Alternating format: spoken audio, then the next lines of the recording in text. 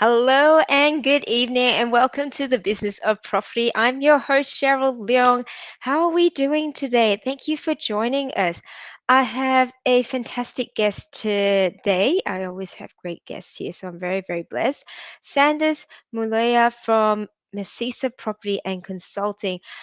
Sanders is originally from Zimbabwe and has such an amazing journey through from obviously overseas into Australia, but also coming in as a registered nurse. I mean, he's been working as a registered nurse from 2004, but his line of work didn't stop him from educating himself in the world of real estate and property, and was able to learn about the property investment strategies that have allowed him to acquire 15 positive cash flow properties around different states in Australia, and has now been able to replace his income through these positive cash flow properties, and is now helping other buyers, other real estate investors, and people who are wanting to get into development build their property portfolio. So I'm really excited to share a little bit of Sanders' story with you all. So I'd love to welcome to the show Sanders. Please come on down. Yeah, thank you very much, Cheryl, to actually give me this opportunity to present and talk about my journey. I am so inspired. No, thank you. Thank you for being here. I've gotten to know you over the last few months, and again, I've seen the results that you're getting for your clients in development. And I love to again, this whole community is about inspiring others on their journey, and I'd love for you to be able to share a bit about how your journey has come about. So let's start off with, tell us a little bit about your moving from Zimbabwe to Australia. What was the thing that motivated you? Yeah, look, it's a long story that I'll try and summarize. So Zimbabwe was one of those beautiful countries. Zimbabwe was one of the breadbasket for Africa in terms of in terms of food, investments, tourism, mining, name it. Everyone wanted to live in Zimbabwe. Everyone wanted to visit Zimbabwe, but for some reason there was a sudden economic downturn. Mm, So I then realized that there was no future for myself and my family. So this is when I actually started looking for jobs abroad. I did apply in several countries, but somehow I was accepted faster in Australia than anywhere else. So I was working as a nurse in Zimbabwe. I had a qualification as a nurse, and that's how I ended up coming to Australia. because we did have a shortage of medical staff. So, what made you choose to become a nurse? So when I actually grew up, when I was growing up, when I was about 14, my dad was critically ill. He was admitted in a hospital. Mm, So I went to visit him, and I saw how diligent and how kind nurses were. And then I thought, oh, this is quite good. I could actually do this as well. So once I finished my year 12 examinations, then that's how I ended up being a nurse. So I was just passionate about it. yeah, fantastic. And then, were you at the time also interested in property when you were in Zimbabwe, or was that sort of cultivated when you came to Australia? So when I was 18, once I started working, I was actually interested in property, but I didn't have enough money. But however, I managed to actually build my first house using just using the small pay that I was actually getting. And to tell the story, I was actually transporting the building material on a bus, sending it some 300 Wow. kilometers away, where I actually managed to build a very nice house. And I still have that house now, and it's actually rented. Fantastic. And that was, I mean, I don't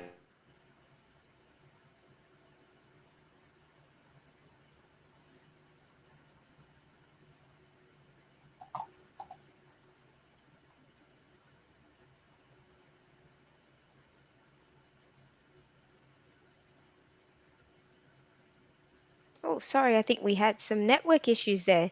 Yeah, there was a bit of a lag. Yeah,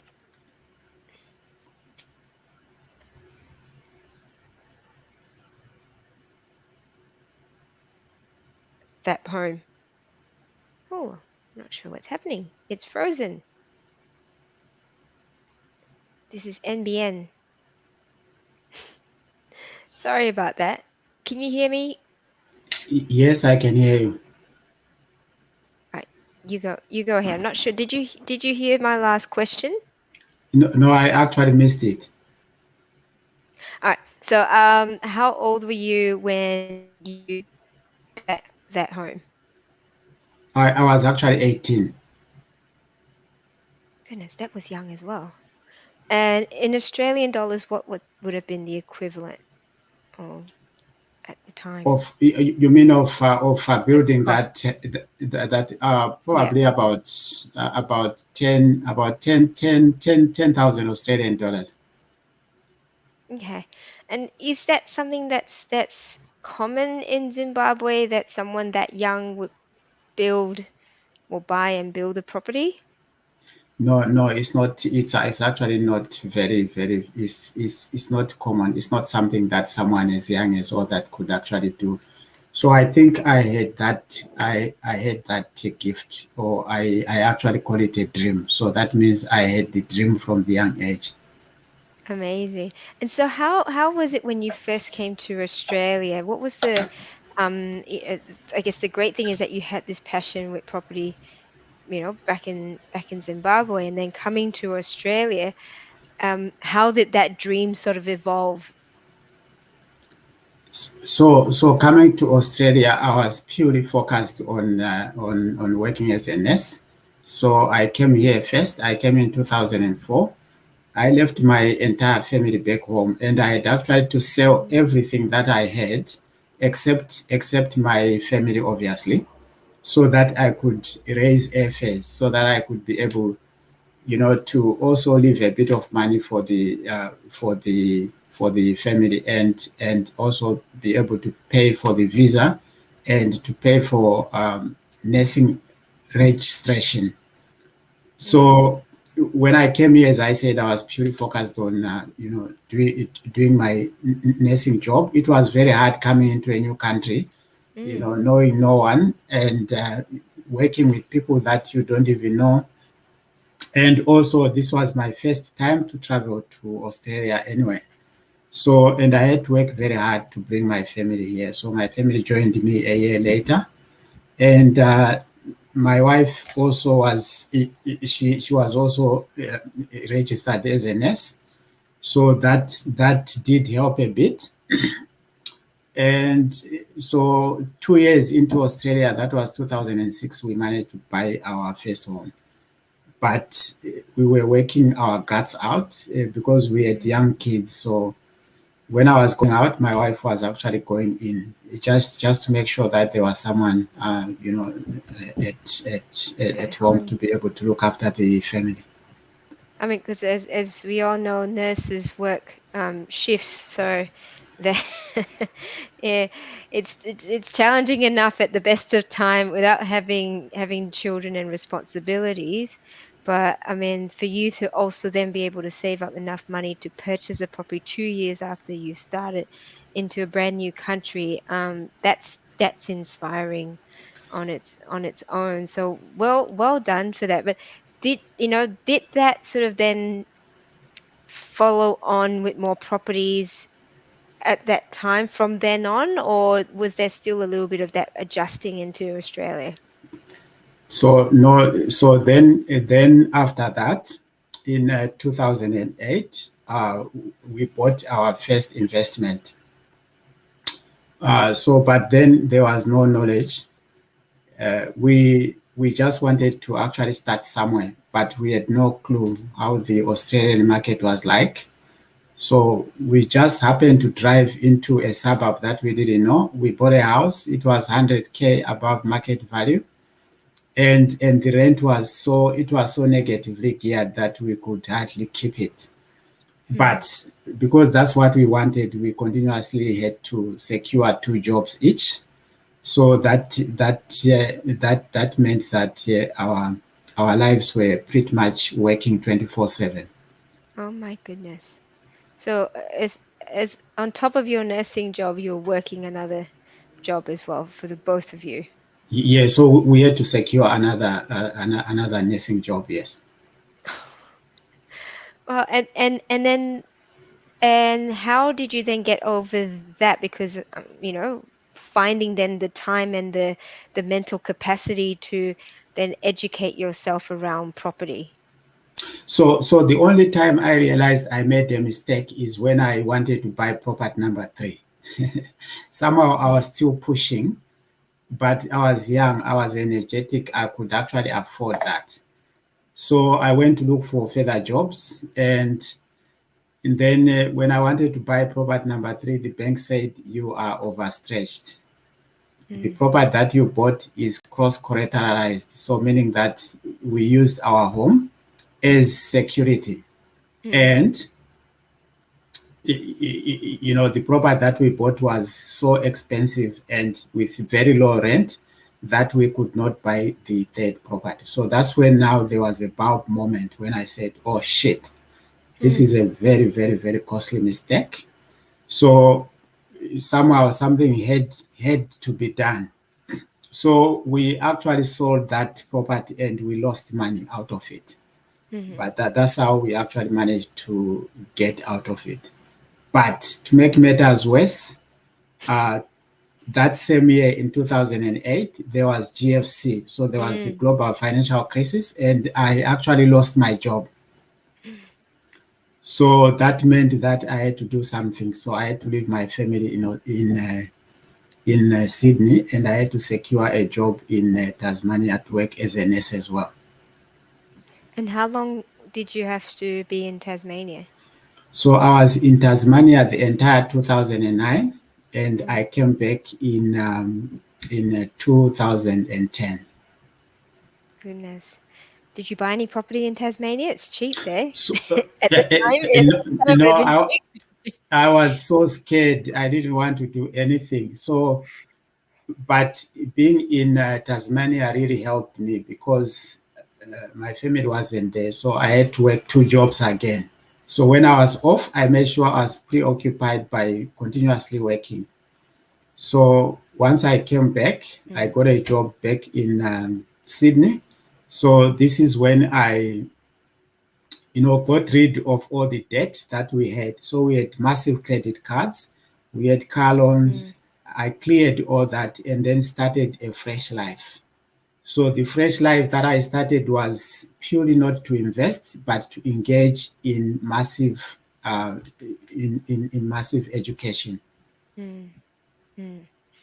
It takes a big it's a big step to take when you've been knocked around, and we've all been there, right? When we're at the start of our journeys, we make the wrong, we make decisions that we don't know because we don't have the you don't know what you don't know. We don't have the education, but the main thing is that you were able to get out of that rut and have that awareness that you needed to make a change of some sort, and that was to educate yourself. Talk us a little bit around what sort of education that was.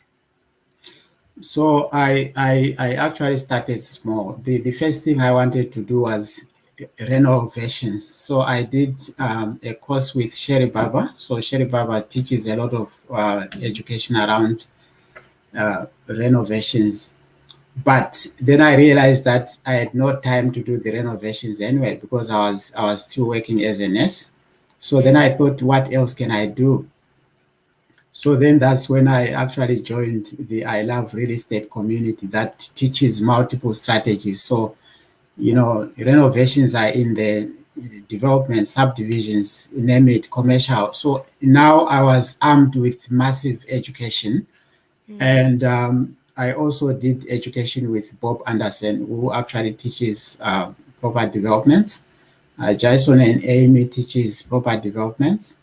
I went with Ian Wukate, who actually does, is the small is the new big. yeah, Yep. yeah, the small is actually the new big. I also did commercial education.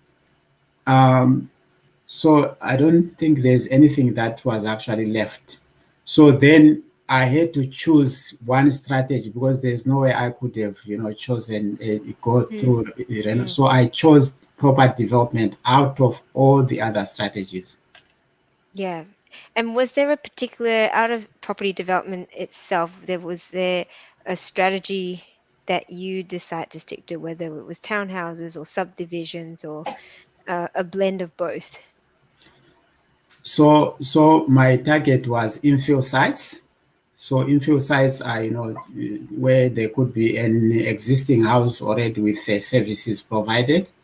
Mm, So either I was now combining strategies. For instance, I could buy a house on a block of land, renovate the house, and then go on to build whatever is permissible. It could be one or two, more houses at the back, and then I'll be having multiple exit strategies. So it's either I sell the front house, obviously, and maybe keep one, sell two. So I this is when I then realized that it was actually worthwhile doing this type of development. So I was mixing duplex developments, townhouse developments, land subdivisions. Yeah, just small land subdivisions where maybe there's a house, knock down the house, create two lots, build two new houses. So that's how I actually went on to do better and better. fantastic. And what was your first development? So fun enough, my first development was an off the plan purchase. So I bought land in Western Sydney and then went on to build a single house on there. So that was bought it was 2000 and I think 2010, and then I went on to build a house. But because of the boom of 2015, 17, and then yeah, I actually made a lot of money out of it. So that was my first development. Mm, fantastic. And so when did you sort of realize that property could be your exit strategy um, out of nursing? I am that type of a person who always puts the peg in the sand. I always plan, Mm, and whatever I plan, I make sure I do it and actually follow through. So I knew I couldn't be a nurse forever. I mean, being a nurse is fantastic. It's a secure job. You are assured that you'll be employed, although I actually lost my job at one point. But for me, I wanted something that could actually secure my future with my family without thinking of a 9 to 5 job.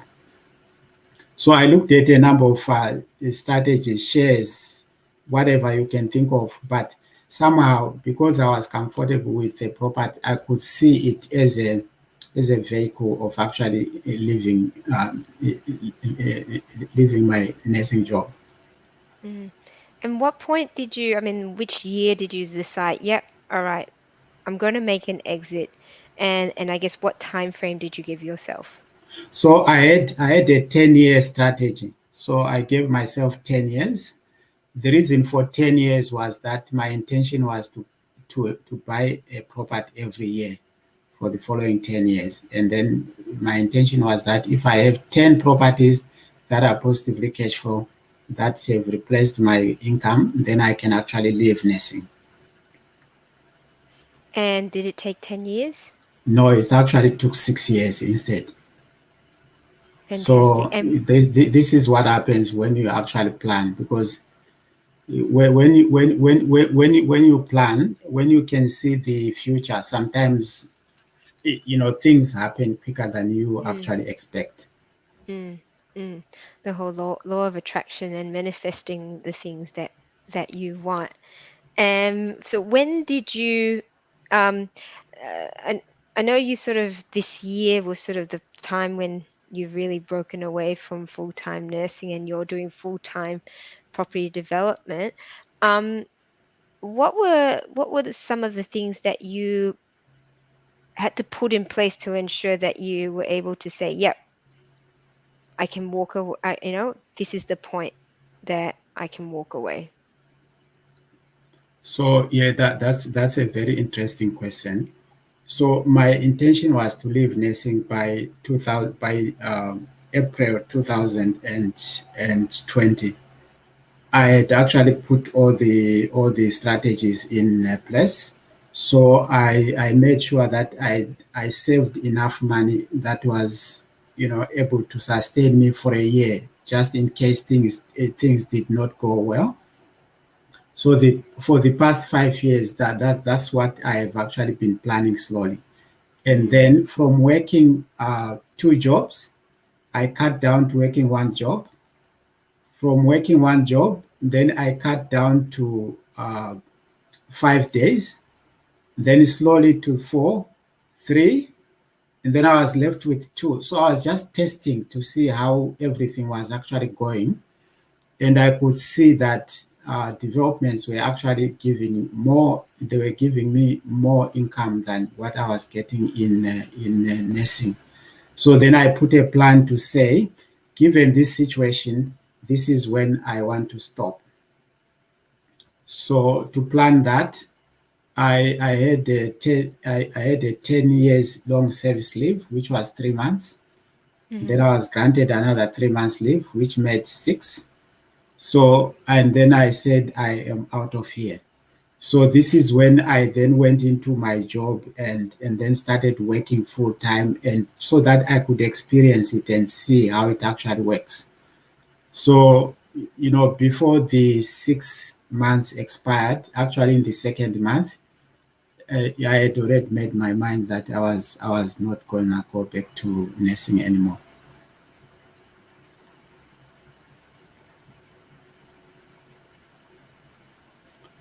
Cheryl, I think there's Uh, another cut to off give there. you feedback on the comments.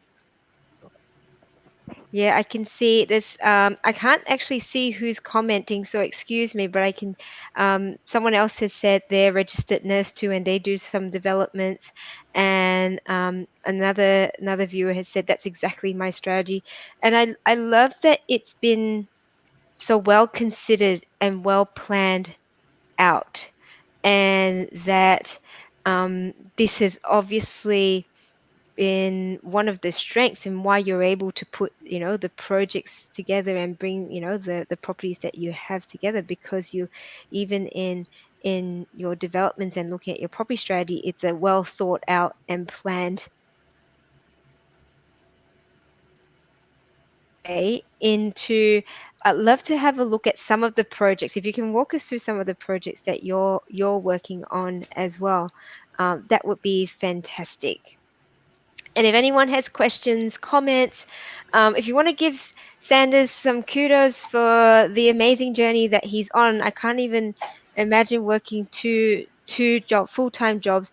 And it's funny when you mentioned going from two full-time jobs to one full-time job, and then you said you reduced to 5 hours. Was it not 5 hours, 5 days? Was it not 5 days in your full-time job? Was it more than 5 days?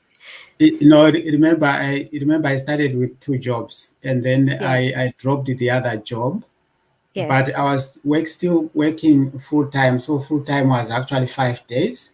Mm. So then 5 days I was cutting down. It's like I think I was losing a day every 4 months. Yeah. Okay. Yeah, until my target was really to get to zero. Yeah. Fantastic. All right. Well, I'm so excited to see some of the projects that you've put together. So it's over to you. Yeah, thank you very much. So I am going to share some of the projects that some of them have already been done, and some are still underway. But just to show you how you can actually do these things. Sometimes we think it's too hard. Mm, It's about self belief. It's about giving you that edge that I can actually do it. And the way I do it is through planning. Without a plan, you otherwise you cannot achieve this. So the information that we are sharing here obviously is the information that I've done myself. It cannot be relied on. You just have to do your own research. So just a brief snapshot about Msisa Property and Consulting. So this is the business that has been set up. It's a buyer's agent business slash doing developments as well. So we do our own developments. We help other people source sites. And then there are other professionals that are sort of, they've got the knowledge, but they don't have the time to actually manage sites. So we may find the site for them, give it to them, or then they can say, okay, why don't you do everything from start to finish? So there's a lot of joint venture deals, and that's the only way you can actually share the workload. So for Msisa, we represent buyers in the real estate buying process. So these could be clients that are buying, simple investments, or they want to buy in their own name in a business, or they want to use self-managed super funds. So yeah, we do that. And so the process and the systems that we have developed are separate from the rest of everyone else. We do things differently. For myself, I don't believe in negative gearing, because that's a form of creating a business to lose money. So I always I always believe in positive cash flow properties. So as I said, we believe in positive cash flow properties and instant equity properties. So I gave you an example where there's a house that I can keep, renovate, put through, build one or two at the back. So that is instant equity. I don't need to wait for 5 or 10 years for that equity to be actually generated. So then we source and manage development sites. We do massive joint venture deals. And when I say massive, it's really massive. Self-managed super funds. I love self-managed super funds because this is just money sitting in these mother super funds, and people don't even realize that they can grow their money out of that. So these are some of the deals that we have done. So this deal here was done in Brisbane. So this is when people say, how come you can do stuff in another state? So I live in New South Wales, but somehow this development was done in Brisbane. So this was a block of land. I think from memory, it was 839 square meters. There was a brick house sitting at the center of the block. So we had to knock it down and then create 2 lots. And then we went on to build 2 5-bedroom double-story homes. So my strategy is always, whatever I put in, I pull out. And then I leave a brand new property that is positively geared with a very low debt. And then, so if I went in with 200,000, I may walk away with 300,000 with a brand new property. So we sold one and obviously kept one for positive cash flow. So, and I believe in capital growth. So all our developments are in capital growth areas. So this is another simple stuff. When you look at that, it looks so small, but this is a duplex on 450 square meters of land, and it's just a single level duplex. The strategy there, again, this is my personal deal that I did, and this is in the South Coast. So yeah, we sold one, again keep one. So the debt on that one is 420,000, and the rent is 550 per week. So you can see I can actually forget, I can keep it. I don't need to actually think about it. So then these are some of the joint venture deals. So this one is a client that is very busy, but they've got money. they want to invest. They have no time. So they just want to leverage a professional's time to be able to do developments. So Msisa Property and Consulting went on to source this site. We did the due diligence and we knew we could put 5 townhouses there. As you can see from the layout, there's an existing house. The block doesn't look quite good. It's not even rectangular, but who cares? So demolition of the existing house, and we went on to build 5 townhouses, and then it's a no man down deal, so it's a profit share 50-50. So I am putting my expertise and the other person is putting their money to do that deal. So this is another joint venture deal. This is a double-story duplex in a very good area. So it's a 3-2-1. Again, the land size is 450, nothing major. The purchase price, I think, was 450. And then we went on to build. So this duplex has just finished and it has all sold. It has sold off the plan. We were projecting when we did our numbers to sell each for 720. And as we speak, they have sold for 779. So there's a massive profit there. Again, it's a 460 share because it just depends with the profit and what we agree with the joint venture partner. So this is the finished product of the duplex, and then this is another joint venture deal where it's again in the South Coast.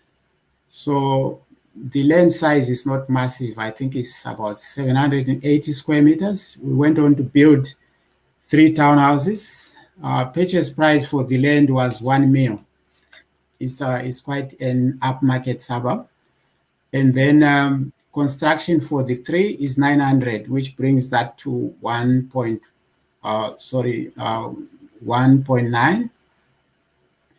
And then we are selling. Each of these are actually on the market for 1 million each. So you can see the type of deals. Yeah.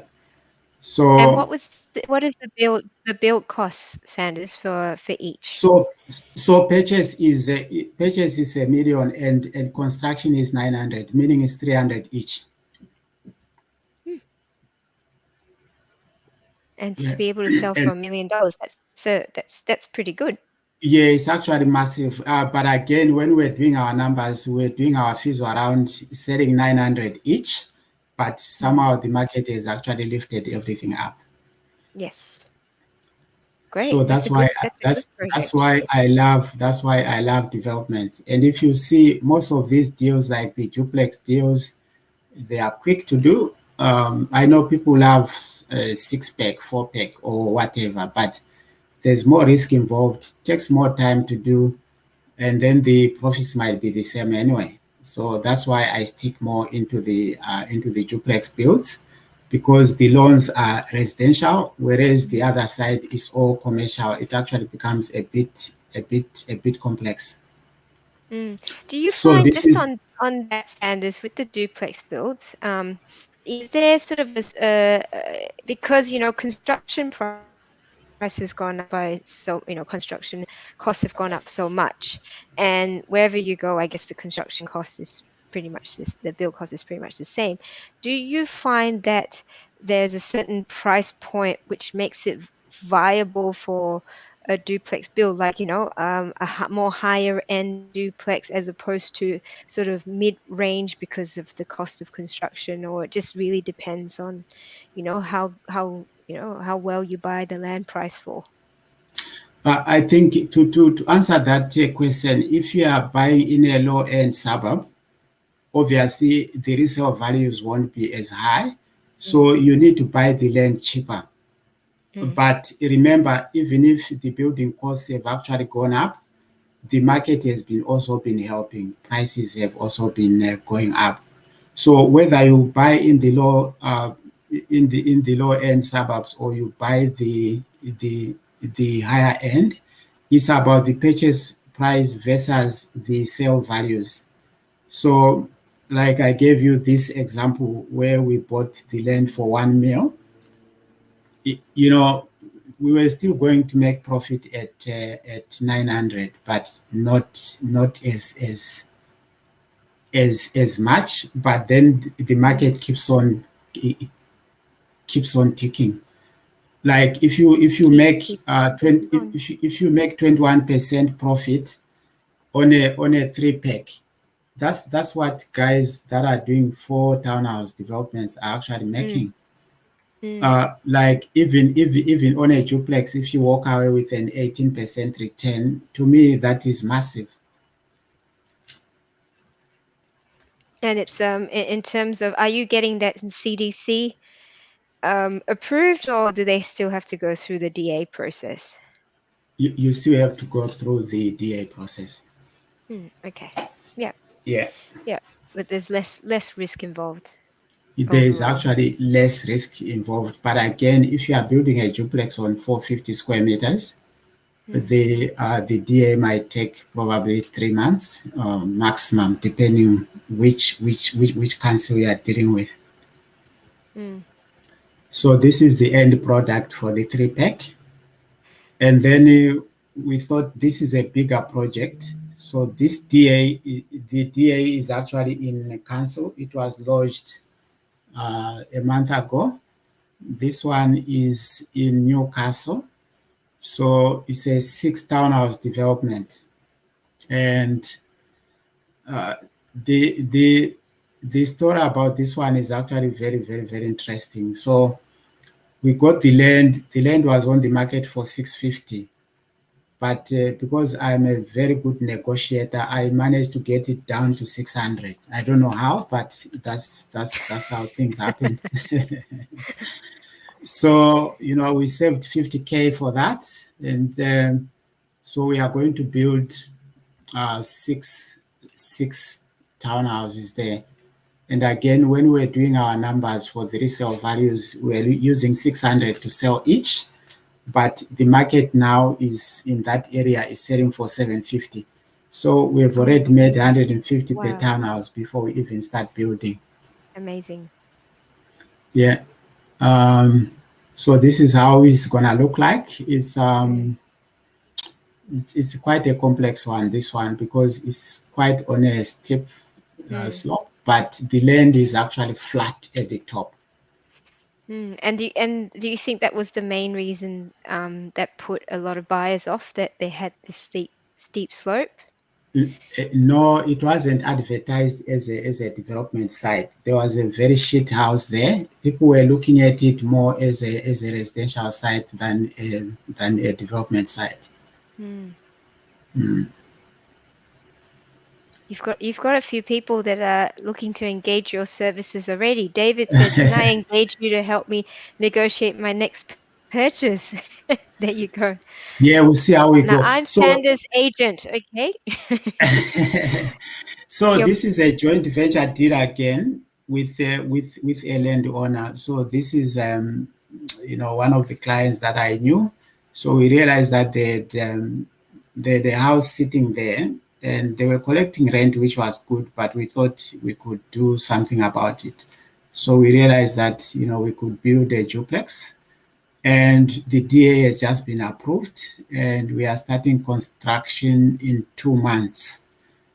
mm, Again, we were using I think 650 as our sale values, but we are putting this off the market. Sorry, we are selling them off the plan. Our projected sale values when we spoke to the agent is 750 each. wow, that's great. Yeah. And are you focused on any particular area, or it depends on where your joint venture partners want to purchase? How do you dictate where you're looking at these projects? So this is funny. That's a nice question. So I do a lot of research, and I actually buy anyway. But the majority of my projects are in the South Coast, Central Coast, Newcastle, Lake Macquarie. I do a bit in Brisbane. And fun enough, I do developments as well as far as Tasmania. See, I wasn't wrong about Tasmania, but you didn't buy it when you were there, did you? No, when I was there, I didn't buy anything. But because I stayed there for a year, so I knew Mm, some of the areas here. good. Great. So this is the joint venture deal with the landowner. That's how the duplex is gonna look like. And then this one is my own development. So as I said, I do a lot of my own developments. This one, the DA has just been launched last week. So it's a 3 townhouse development. This one is massive. I think of all the projects that I've done, this one is the most beneficial one. The reason for that is I bought the land was advertised for 390. I got that right, 390,000. So I negotiated down to 370. So I saved myself 20K. And the initial concept was to build a duplex, but somehow council regulations changed. Now I can build a triplex. And you've So got two entrances. no, there's one entrance here. Oh, right. Sorry. Yes, Yeah. And to the then this is the driveway. front one. Hmm. And then this is the other two at the back. So purchase price of the land is 370. Construction for the three is 900. And guess how much one of it is actually gonna sell?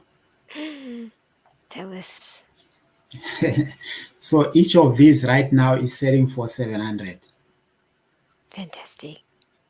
Yeah, so you can work the numbers there. So, Goodness. but That again, makes a lot of what I'm going to do is I'll sell the back ones because they are attached. hmm Then I'll keep the front one for positive cash flow. And that will basically be pretty much almost paid off. Yes. So always my strategy is whatever I keep, the debt is very low and the income, the rent is always massively high. Mm. And just for that, the remaining property, even though the debt is low, in terms of getting a loan for that, um, does the bank require your serviceability, or is it an investment loan, and it's fine with the fact that it's a low, you've got a low LVR and high income. So the way it actually works is to purchase the land is an 80% purchase. Hmm. So obviously they'll look at my income out. It will be a direct borrowing. And Hmm. then when it comes to construction again, it will be an 80% land. And then once I sell the other two, then I go to refinance the remaining one. So meaning that I'll get the profit from the sales and then I pull out whatever equity I can afford from this one. So and then I take all my money, run away and go and do another project somewhere else. Run away and start somewhere else. Excellent. We've got a question here. How can you assure good profits on the suburbs you have chosen? Well, to answer that question, because I'll be knowing the suburbs, so I'll be knowing when I purchase land, if it's a duplex land, I'll be knowing what the resale values are. So I'll be doing my feasibility on the purchase price, whatever costs are associated with approvals, construction, and then sometimes some of these deals, when you go in, for me, I'll be looking at if it's a duplex, I'm happy with a 15% return. Mm, But if it's a triplex like this one, I'm happy with an 18% return. But however, for now, so this is why I actually purchased it initially. So I don't buy it if ever it's gonna make 10%, 11% from the initial concept, then I do not buy it. mm, But what I'm saying is the market has really helped us I don't know, this COVID-19 is bad, but somehow it is also good somehow. Yeah, well, property has gone up in It, the last year, so yes, something's happening. and it actually it still continues growing. Mm. Yeah. These are great little projects. So this is how it's gonna look like, and then this is another joint venture. You can see there's a lot of duplexes, lot of Mm, triplexes, mm, and then a bit of massive deals, of course. Um, so this is a joint venture duplex deal again, and the aim there is to keep one townhouse each. So it's obviously it's we are putting money together 50-50 for the land purchase, 50-50 for the construction, and then at the end you pull out all your money, and then you take a townhouse with you. mm. We've got a question here, Sanders. Do you have a fixed team that you work for your build, or different builders for different projects? How do you So, select? so in most of the areas that I work in, when I go into an area, the first thing I do is to build a team. So a team of architects in most time. I don't usually use town planners. I use town planners for maybe triplex to the four pack, but for duplexes, all I need is an architect, and then I build a team around builders. um, yeah, so I constantly use the same. I use the same professionals in that area. But if I go into a new area, then that means I have to restart again and build that team again.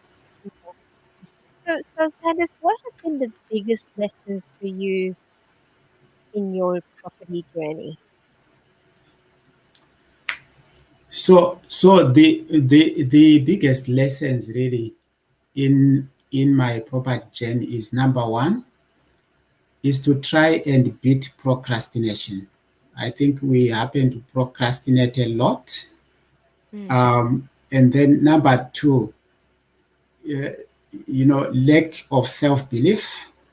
Sometimes we always think this cannot be done, it's too hard, and then we lose a lot of time, we lose a lot of focus because of that. mm, And then number three, align yourself with like-minded people. I am not saying that run away from your friends, but what I find fascinating is that once you align yourself with like-minded people that are doing the similar stuff, you actually get to succeed more because they may be doing better deals than you. And then you get to ask questions about this, about that. That's the only way you actually learn. You can read books, you can do whatever you want, you can do as many courses as you want, but I find it fascinating and practical to go onto the ground, start doing the mistakes, start doing the work. mm, That's the quickest way you can actually learn. mm. And what are would you say? What are three tips you give to people that are probably looking to transition from full-time work to full-time development? Yeah, I think it's around planning. So you should put a plan in place. You should ask yourself a question: how bad do you need it? So if you keep on asking your question, that same question, how badly do I need this? How badly do I need this? You are likely to actually succeed. I don't think there's any more advice than the one that I've actually already given about self-belief Mm. and actually be able to make mistakes. If you are scared of making mistakes, forget it. Yeah. And we had, so was that two? Was there a third? Uh, There's planning with it, planning, self-belief, and let's throw a bonus one at the end. yeah, I think the third one for me is that I realize being an employee is actually good, but being an employee, you are just a number. just remember this: if anything happens today, you lose your job, where are you gonna hang on? So you really need to think about your future. How long can you sustain yourself if you have lost your job tomorrow? So if you start asking yourself these type of questions, that's when ideas really come into play. Mm. And the other thing is, try to utilize time. Time is as sometimes we don't realize how much crucial time we actually need. We spend so much time doing things that do not actually benefit us. So you need to look at your time and see how best you can actually spend your time.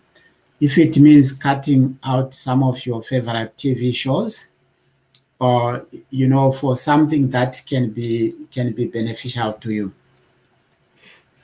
And social media, except for the business of property and listening Yes, in yes. to guests like Sanders. Social media is one of the things that is crippling everyone. Like, I always jump on the train, I see people, they are always on their phones, people Mm, dancing on this, people nearly being hit by cars. Like, people always concentrate on social media. Like today, any day, sit in front of a TV for 5 minutes. All you hear is negativity. There's nothing mm, positive. mm, Everything is negative. mm. So if you are that person who does that every day, imagine how that is gonna impact on you. Yeah, So yeah, I absolutely. think it's better to really believe in yourself and do your own research and believe in your research and then start executing it. Mm. Um, Sanders, I think this has been absolutely fantastic. I would love to. I mean, I know there are a few people here that have been very inspired by your stories. So I really appreciate you sharing and taking the time. If people do want to reach out, talk to you, possibly work with you as well, how can they do so? And so let's talk a little bit about how they can, you know, give give Sanders a call. How can you help me in my property journey? So this is what inspires me before I answer that question. You see there, Sure. I'm actually on my project. And if you can see there, there's a sheet house at the front. And then I went on to build three villas at the back. And my wife is a pillar of strength. She's always there with me. And this is one of our massive projects. So if you want to contact me, these are my contact details there. I've got two websites. The first one is musisaproper.com.au. And if you want to learn more about my story, about my journey and everything else, you can go to sandersmulleya.com.au. I'm on Facebook, I'm on LinkedIn, and there's an email address at the bottom. Um, I think that's it. That's it. And I believe you are you writing a book as well? Oh yeah, yeah, yeah. That is Yes. fascinating. So, as I said, I try to inspire people. So this, I thought, how best can I give back to the community? So I am writing a book, and the book is about 10 properties in 10 years. So it is well documented on how I actually achieved all that success and how you can do that as well. So it will be more of an educational book. It will be more inspirational as well. So the book is almost there and it will be published in 2 months. So Wow. if you want Exciting. to lay a hands on that one, yeah, I am really looking forward to it. You have been a busy man indeed, Sanders. I have absolutely loved following your journey. Obviously, it's only the tip of the iceberg. That I'm sure there've been a lot of challenges, a lot of struggles. You've all the way from Zimbabwe, pretty much just with the shirt on your back, bringing your family over, and then building up this such a strong and healthy portfolio for yourself and your family, but also helping others as well. So I think thank you very much. We've got someone here saying grateful for you, Sanders. You are inspiring. Love your work, and thank you, Cheryl. Thank you all for joining us, for being here. Again, if you want to reach out to Sanders, please do, and just just to be able to say, hey, this has inspired me. And if it has been inspiring to you, and you want to learn how to be able to do this, it really is about educating yourself, I said, and believing in yourself. And the one thing that I've also learned is that from your story, it's about finding solutions. If that meant having to work two jobs, not that I'm encouraging working two jobs, but it goes to show there's always some way. If you want to you want to reach your goals, there's always some way to get there. So absolutely, thank you, and we'll see you all in next week's Business of Property. If you like to tune into our previous sessions, and or if you've got any suggestions for guests that we can have on for the next Business of Property, please send me a comment. Please drop us a comment below or send me a message. Keep safe, everyone. I know we're all mostly all indoors. Keep safe, keep sane, and take this opportunity to grow and develop yourself, and start planning for your own property journey as well. Take care. See you next time. Bye bye.